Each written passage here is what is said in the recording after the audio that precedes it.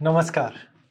हम विश्लेषण कर रहे हैं आने वाले साल 2026 के। ये विश्लेषण करने से हम ये जानने की कोशिश करेंगे कि ये अगला वर्ष 2026 आपके लिए कैसे आने वाला है। 2025 थोड़ा विकेट गया सबके लिए, थोड़ी परेशानियां लेके आया, थोड़ी सी चीजों में क्षमताओं में कमियां करके दी लोगों को, और उतार चढ़ाव तो बहुत सारे दिए पूरी दुनिया भर में सभी को। लेकिन ये 2026 कैसा जाएगा, ये हम राशि अनुसार समझेंगे। आज विश्लेषण करेंगे मिथुन राशि वालों के लिए कि उनके लिए 2026 कैसा जाएगा।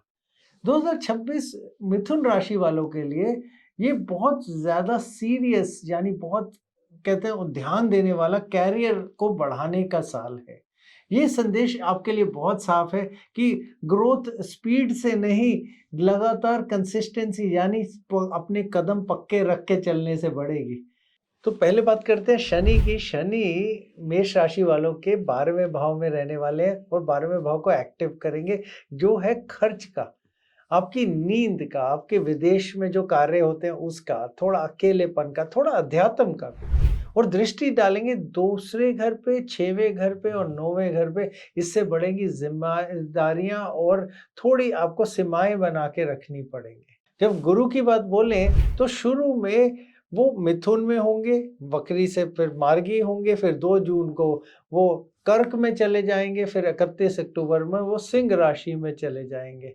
इससे आपके तीसरे, चौथे और 5वें भाव के ऊपर असर पड़ेगा। राहु और केतु की बात बोले तो राहु इस समय 11वें भाव में है आपके मेष राशि वालों के, और फिर वो वहां से मकर में चले जाएंगे। और केतु जो इस समय कहते सिंह में है, वो कर्क में चले जाएंगे। इससे बढ़ेंगी आपकी महत्वाकांक्षाएं, थोड़ा सा ओवर थिंकिंग बहुत बढ़ जाएगी, और कहीं ना कहीं आपको सीखने पे और अपने बिजनेस की कोई समझ और रिसर्च पे काम करना पड़ेगा। शनि आपके 10वें भाव में रहेंगे, इसलिए काम का कर्म भारी लगेगा और फल टिकाऊ मिलेंगे। शनि आपके मीन राशि यानी 10वें भाव में रहने वाले हैं। 10वें भाव में जो कैरियर है, स्टेटस है, जो आपका अथॉरिटी है, जो पूरी ताकत है, जिम्मेदारियां हैं, आपकी इमेज है, उस पे काम करेंगे। और ये शनि का बहुत प्रेशर रहेगा आपके ऊपर कि सही तरीके से, रूटीन से, स्ट्रक्चर से काम करना, लंबे समय की प्रतीक्षा पे काम करना। और प्रमोशन धीरे मिलता है लेकिन पक्का जरूर होता है जब शनि यहाँ होते हैं। बृहस्पति यानी गुरु की बात बोलें तो शुरुआत में वो मिथुन में होंगे 2 जून तक, और वो हो रहेंगे आपके पहले भाव में। उसके बाद जो बृहस्पति है वो कर्क में चले जाएंगे, वहां उच्च हो जाएंगे। ये रहेंगे आपके दूसरे भाव के अंदर 2 जून से 31 अक्टूबर तक, और जब उसके बाद सिंह में चले जाएंगे जो आपका तीसरा भाव है 31 अक्टूबर के बाद। 25 नवंबर को राहु केतु घर बदलने वाले हैं। राहु इस समय आपके 9वें भाव में है और केतु इस समय सिंह में यानी आपके तीसरे भाव में है। राहु इसके बाद आपके 8वें भाव में चले जाएंगे और केतु आपके दूसरे भाव में चले जाएंगे। यहाँ पैसों की बात बोलें, कैरियर की बात बोलें तो पहले चरण में यानी जनवरी से मार्च तक आत्मविश्वास और कैरियर की गंभीरता की बात आएगी। ये समय है ज़्यादा लोगों को कहते हैं मिलने का, उनके साथ कॉन्फिडेंस बनाने का, आपको ज़्यादा अपनी लोगों की नज़र में आने का, बहुत ज़्यादा चीज़ों की क्लैरिटी मिलने का, नई शुरुआत करने की क्षमता मिलने का। शनि भी 10वें भाव में है। दुनिया रिजल्ट चाहती है, बहाने नहीं, ये ध्यान रखिएगा। और आपको ये देखना है कि रोज आपको मजबूत डेली रूटीन जो है, किस तरीके से कुछ जागना है, किस समय सोना है, बहुत ध्यान दीजिएगा। और एक आपको कोई ना कोई कार्य में अपना काम और अपनी क्षमता बढ़ानी है। कोई छोटे वादे करें या कोई भी वादे करें, उन्हें लगातार निभाएं। और हर हफ्ते आप देखिएगा कि कोई भी चीज़ों को बदलने से बच के रहना है। दूसरे चरण की बात बोले ना तो अप्रैल से जून तक पहचान स्थिर रहेगी आपकी, और फिर भी पैसा खुलता है यानी मिलता है। जून की शुरुआत तक गुरु आपको पर्सनली सपोर्ट करेगा और 2 जून के बाद गुरु दूसरे भाव में जाएंगे। ये बहुत ज़्यादा कहते पैसों के अंदर कहते बढ़ने का कहते गोचर है, अच्छा रहेगा आपके लिए। सैलरी में भी बढ़ाई आएगी, सेविंग में भी आएगी, परिवार के फाइनेंशियल स्थिरता में भी बढ़ाई आएगी।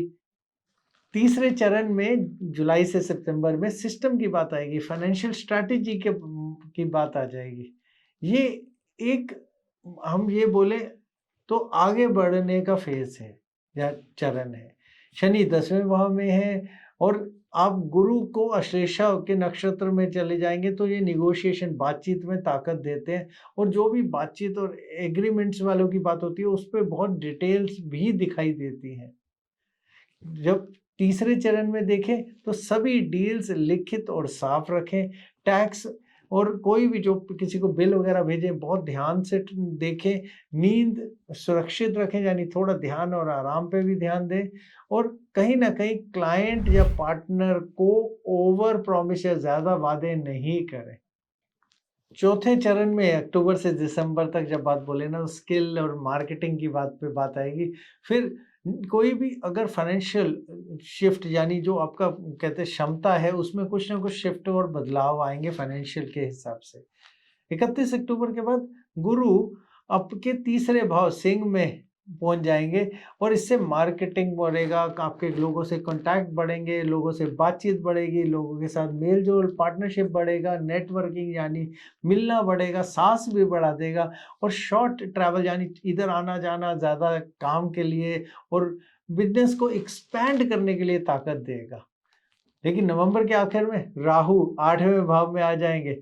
ये बहुत ज़्यादा ध्यान ये देने की बात है कि बहुत साफ रहना पड़ेगा आपको अपने कार्य में। साझा पैसों में बिल्कुल सफाई से बात करें। कोई भी रिस्क की बात हो तो बहुत ध्यान से उसकी लायबिलिटी या पैसे लेन देन से बचें। उसके अलावा आपको ये देखना पड़ेगा कि टैक्स इंश्योरेंस भी बिल्कुल सही तरीके से करें। सही इस्तेमाल से ये ट्रांजिट बहुत गहरा बदलाव लाने वाला है, बहुत मैच्योरिटी, बहुत बड़ी क्षमता आपको देने वाला है। रिश्तों में शनि के बात करें तो वो शनि देव 7वें भाव पर दृष्टि रखेंगे। रिश्तों को गंभीर बनाती है ये चीज। जो आप कोई भी कमिटमेंट करें, किसी को कोई बोले, वो जिम्मेदारी से निभाइएगा। कमजोर कनेक्शन अपने आप देखिएगा छूट जाएंगे। मजबूत रिश्ते बहुत स्ट्रक्चर के साथ मजबूत होंगे, यानी धीरे धीरे मजबूत होंगे। आपके किसी के साथ जो बहुत नज़दीकी बना रहे हैं या बॉन्डिंग बना रहे हैं, वो जून से अक्टूबर में बहुत अच्छी तरह से बढ़ेगी। साल के आखिर में आप देखिएगा थोड़ा सा सीक्रेसी या फिर आपके अंदर ऐसी बात आ जाएगी आप बताना नहीं चाहते, थोड़ा कन्फ्यूजन, थोड़ी आपको हम ये बोलें कि दुविधा आ जाएगी। इसके लिए ईमानदारी और क्लैरिटी ज़रूर चुनें। स्वास्थ्य की बात बोलें तो आपको अपने नर्वस सिस्टम, आपको बहुत ज़्यादा सोच पे, जो स्ट्रेस पे और आपके अपनी नींद पे ध्यान देने की ज़रूरत है। और आप देखिएगा आपके पेट को लेके और आपके जो जो भी प्रेशर पॉइंट्स आते हैं खासकर दिमागी, उस पर बहुत ध्यान देने की ज़रूरत है। आपको करना क्या है, आपको सोने का उठने का टाइम पक्का रखना है, डेली वॉक पे जाना है, बहुत सिंपल सी धीरे धीरे वाली स्ट्रेच वाली एक्सरसाइज करनी है और कोई भी कोई कहते ओवर कहते करने वाली, जो बहुत ज़्यादा करने वाले काम नहीं करने हैं और बहुत सारे टैब जैसे खुले होते हैं, बहुत सारी चीज़ें होती हैं, उनसे बच के रहना है। उपाय आपके लिए ये है कि बुधवार के दिन आपको मंत्र का जाप करना है, ओम बुधाय नमः 108 बार।